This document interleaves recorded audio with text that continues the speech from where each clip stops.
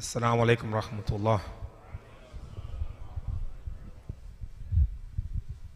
Allahu Akbar, Allahu Akbar. Allahu Akbar, Allahu Akbar. Ashhadu an la ilaha illallah.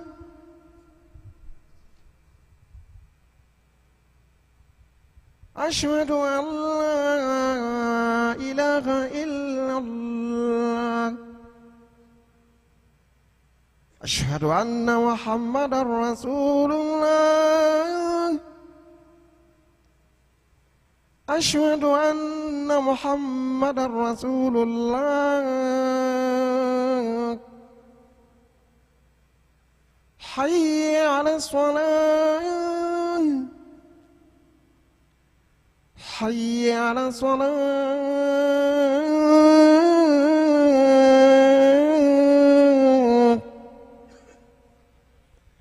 حي على الفلاح.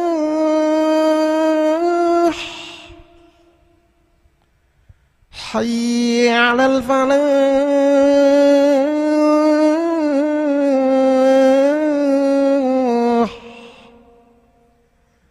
الله أكبر، الله أكبر. لا إله إلا الله.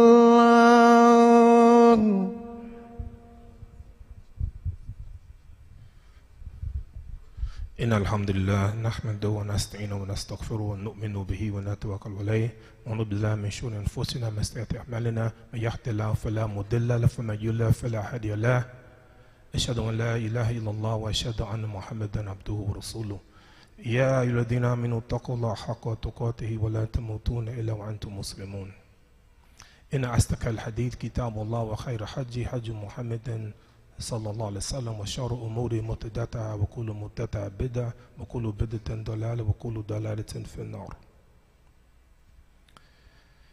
يا أيها الذين آمنوا يقول الله عز وجل في القرآن الكريم أعوذ بالله من الشيطان الرجيم كنتم خير أمة أخرجت للناس تأمرون بالمعروف وتنهون عن المنكر وتؤمنون بالله.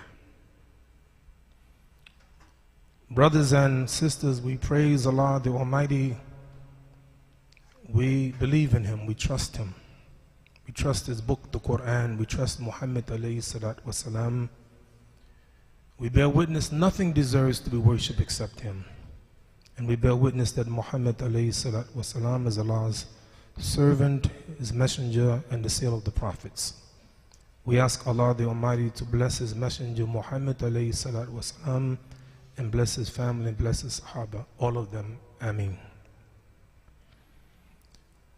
Brothers and sisters, I must admit that I had prepared to come here today to begin a series of khutbahs about love and hatred, about the family. But because of the events in the last 24 hours, it compels me to address it. I have to talk about it, you have to talk about it, and we have to do something about it. First, I want to take care of Allah's business. Take care of His business first. Because I believe that our success in anything we do is putting Allah first. Whether you believe it or not, everything is related. The guidance that we have from Allah is right on it. And the guidance of our Prophet ﷺ is exactly what we need. So let me take a couple of minutes and kind of fill these loose ends. I was explaining to some of the brothers, my immigrant brothers who were born Muslims. Some of us who reverted to Islam or converted to Islam, we know what it's like to be in the dunya, in Jahiliyyah. Some of you don't know.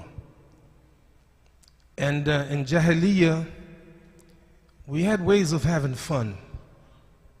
We went to parties and things like that, and we had a lot of fun. But wallahi, I was telling Sheikh Uthman and others, I have never seen anything that we did in the dunya that can touch what we did for Allah subhanahu wa ta'ala. The joy that we have had just fasting for Allah, breaking the fast every night. And on the day of the Eid, I saw and felt such happiness I've never experienced in the dunya.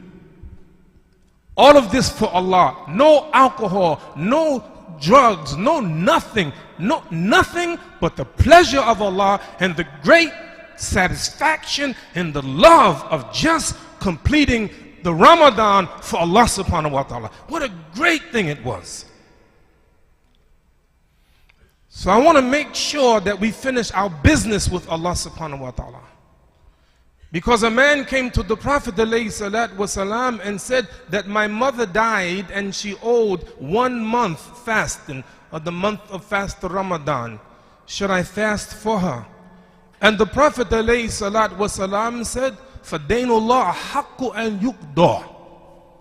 The debt of Allah is more than any other debt. So I want to say to you and us, you miss 1 day, you miss 2 days, you miss 3 days, you miss 4 days of Ramadan, you miss 5 days, you miss 20 days, you miss 30 days, you make sure you make it up because you owe it to Allah subhanahu wa ta'ala. So the first thing I want to say to those who missed it, Allah, He give us this concession in Quran, فَمَنْ كَانَ مِنْكُمْ مَرِيضًا أَوْ عَلَى سَفَرٍ فَعِدَّةٌ مِنْ أَيَّامٍ أُخَرَ. So whoever is sick or on a journey, okay, you traveled during the month of Ramadan, fine, you didn't fast, you had a right not to fast. You were sick in Ramadan, you had a right not to fast, Allah give you that right, but you better make it up. You make it up and don't wait so long to make it up. Can you delay it? Yes. It's better to do it as soon as you can. The Prophet said, hurry up and do good deeds, because you don't know how many days you got left. You owe 2 days? Who can guarantee you that Allah will give you 2 days? You owe it to Allah, you make it up as soon as you can. Sister asked me this morning a question that everyone asks every year. قال رسول الله صلى الله عليه وسلم من صام رمضان ثم أتبعه ستة من شوال كصيام الظهر. Whoever fasts in the month of Ramadan and follow up with 6 days in the month of Shawwal, it is as if you fasted for the entire year. So everybody asks the same question. Sister asked me, so when I came into the Masjid today, Imam Siraj, do I have to make up the days I missed the Ramadan first before I do the 6 days of Shawwal? Absolutely. Because what you missed is fard. What you miss is fard. The 1 day you missed, the 2 days you missed, the 15 days you missed is mandatory. Some people think I have to do 6 days of Shawwal. No, you don't. هل علي غيره قال لا إلا أن تطوع. The Prophet said, anything more than Shahr Ramadan? No, except what is extra. Must you fast the 6 days of Shawwal? No. It's sunnah. We encourage it. How can you do a sunnah before fard? What you missed, fard. Fard ayn. Fard. You have to make it up. This ain't no game. You owe it to Allah, and you make sure that you fast the days that you miss. That's the first thing. Number 2, you want to get some extra thawab. You want more ajr. You in the spirit now. Boy, you love this fast. You want to do it again. Some of you couldn't wait to Thursday. You were on it already, fasting already. You jumped on it.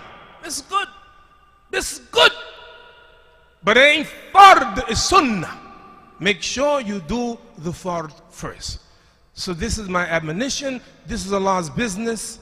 And now, inshallah, we're going to go into the other business. Walhamdulillah Rabbil Alameen.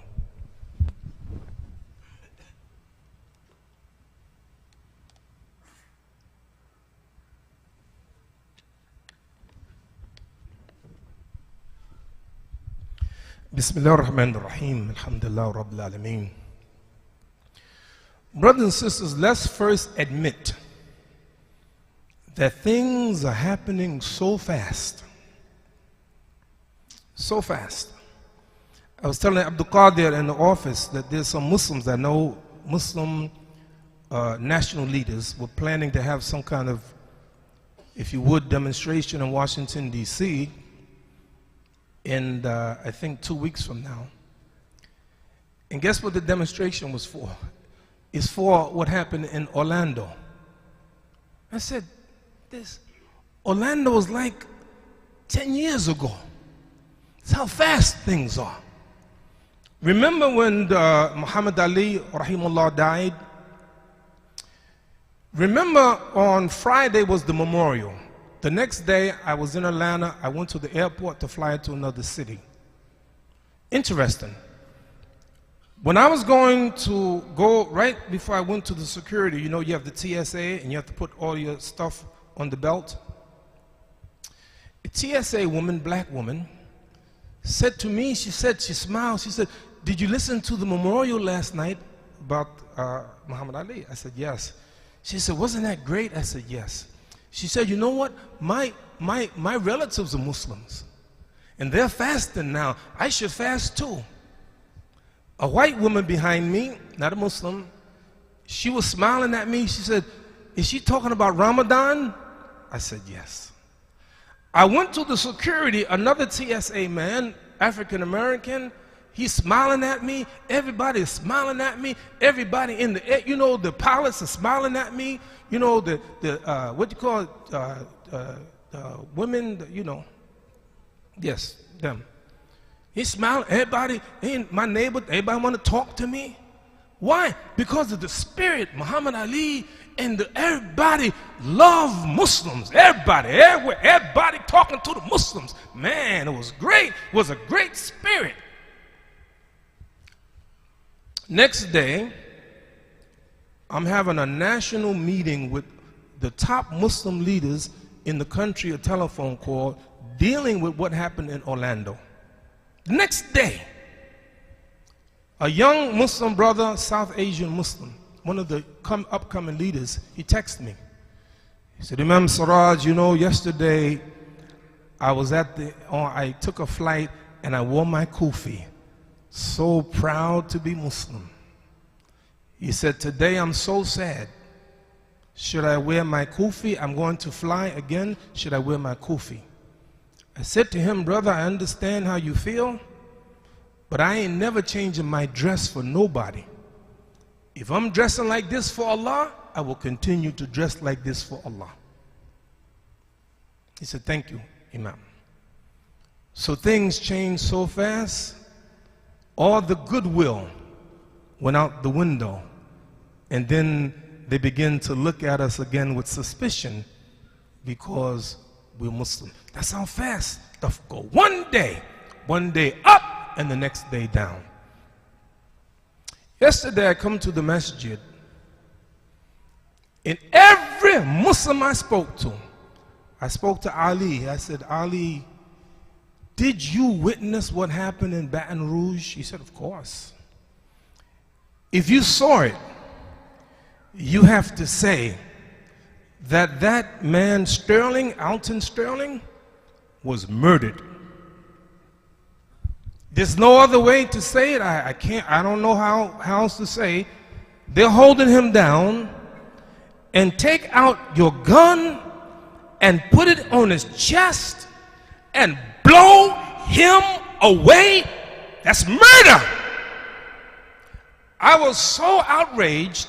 I told Ali, I told some others, I think Abdul Qadir, I told my secretary, I think we're going to take a trip to Baton Rouge, take Ali with me and another brother with me, and, you know, and what we're going to do, we're going to demonstrate there, show the people our outrage. That's what we're going to do.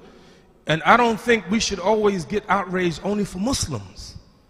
But anytime injustice is done, we as Muslims should be there fighting against the injustice anywhere. So I'm planning now, I'm going to Baton Rouge. Imam came to visit me yesterday, and he was talking about that man that was killed, Sterling, in Baton Rouge. You know what he started doing? He started crying. He couldn't stop crying. And Imam, I had never seen him cry before. He said, man, I wasn't right. I wasn't right, man. And he was crying. And I told him that I'm going to Baton Rouge. Said, I want to go with you. So this is how we feel. And then all of a sudden another man is killed in Minnesota by a policeman. Another black man killed in Minnesota by another white policeman. And I said, this is an outrage. Muslims have to do something, but you have to do what is correct to do. So this is our thinking. We want to do something because the Prophet ﷺ said, "Man ra minkum munkar falyughayyirhu biyadihi, فإن لم يستطع فبلسانه فإن لم يستطع فبقلبه وذلك أضعف الإيمان." So whatever you're Muslim, you're not just a Muslim in the Masjid, you are a Muslim. You're not just a Muslim in Shahr Ramadan, you're a Muslim in the rest of the year. You're a Muslim wherever you go. You're a Muslim street, you're a Muslim everywhere you go. You're a Muslim in the airport, you're a Muslim in your house, you're a Muslim in school, you're a Muslim in your business. Wherever you go, you're a Muslim. When you see something wrong, you open up your mouth. Stop being a coward. Open up your mouth and say something. So we're gonna say something. So that's the thinking. Go to sleep. In the middle of the night, I'm awakened with the news what's happening in Dallas, Texas. 11 policemen shot, 5 of them murdered, killed. And what is our response? Young brother came to me yesterday. He said, Imam Siraj, he's talking about the killing of those 2 African Americans. He said, Imam, you know, it gets to a point. I stopped him. I know where he was going. But Imam, I said, no, brother, we can't do that. What we must do must be in accordance with what Allah and His Messenger have said, and not to break the rules or the laws of the society. You be careful, brothers, because you have agent provocateurs who are here just to get you to say things.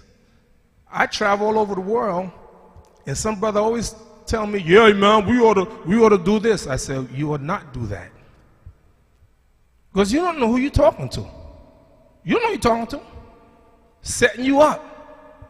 So don't let people tell you that it's halal to kill police because what the police, do you see what the police did? We got to get them. Wrong. Incorrect. That's not right. It's wrong according to Quran and Sunnah. Not only is it illegal, but it's wrong according to Quran and Sunnah. What do you mean it's wrong according to Quran and Sunnah? This notion that you blame everybody for what a few people have done is wrong. Ali will tell you, last year we come from England together. We on the plane together. We landed JFK about 8:30 at night, something like that. He'll tell you he's more accurate than me. Maybe at 8:30 at night. So we land, and they say, everybody stay in your seat. We get to the gate. Everybody stay in your seat. Something's going on. What's happening? Everybody stay in the seat.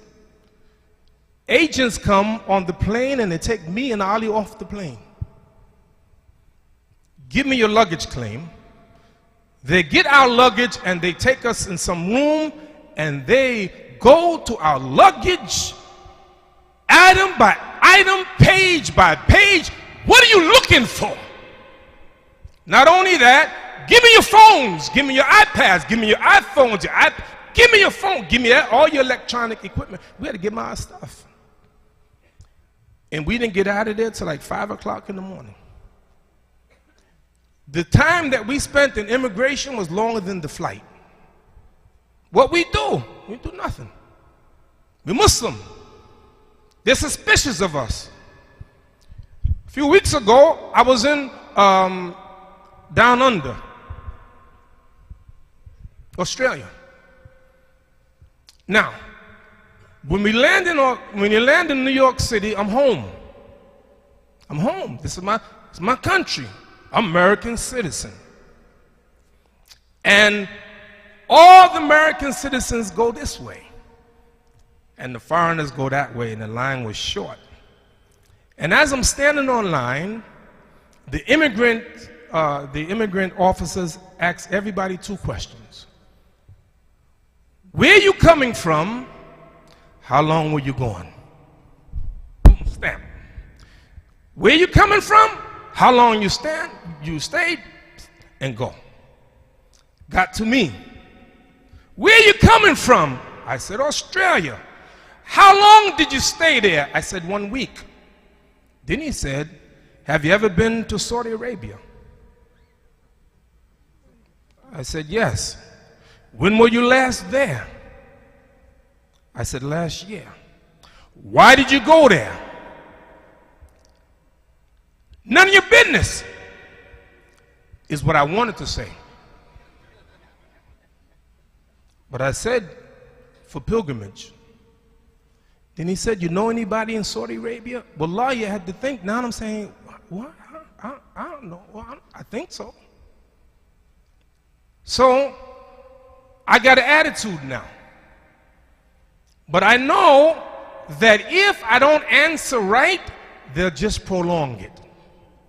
If I say to him, none of your business, I feel good, but it's, oh, please come this way.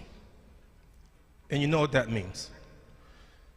So the question is, what are we going to do? Anybody who blame all Muslims for what some Muslims have done is wrong. I don't blame all white people. Blaming all white people is as bad as those who blame black people because they're black. We don't blame people because of their skin color. We don't blame people because they're Americans. We don't blame people because they're Europeans. We don't blame people because they're from the West. We blame people by what they do and what they say. Yeah, but look what the police are doing. Yeah, I see what they're doing. But the question is, what are we going to do about it? Well, you Muslims, you just talk. You are punks. I beg to differ with you. The greatest Muslims ever were the Sahaba of the Prophet ﷺ, and they never made a move unless Allah and His Messenger gave them the permission to do it. 13 years in Mecca, and they never fought because Allah didn't give them the right to fight. We are servants of Allah. We ain't following the people out there. We are following Allah and His Messenger.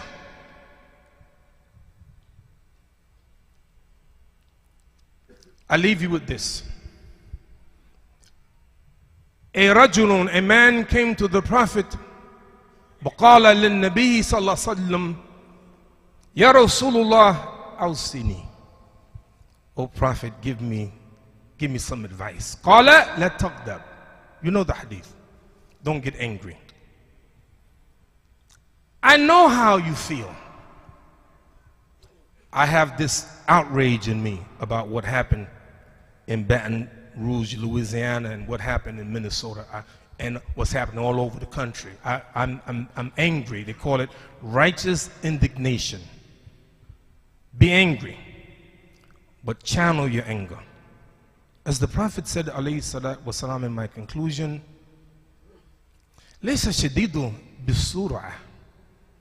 The strong person isn't the one who can wrestle you to the ground. إنما شديد الذي يملك نفسه عند الغضب. The strong person is the one who can control themselves when they're angry. I'm angry what happened in Louisiana. I am. I'm very angry. But I have to channel it now. You can't blame all police. It's wrong. There's some good police. Some policemen are Muslims. We have Muslim policemen. Did you know that? We have thousands of Muslim policemen in New York City. You think we should randomly kill policemen? You have some very good policemen. And I'll give you one example, and then I close. The woman, her name Helen Johnson. Alabama. She goes to the store and she wants to get some eggs. And she has $1.25 and it's not enough to get the eggs. And she has to feed her family.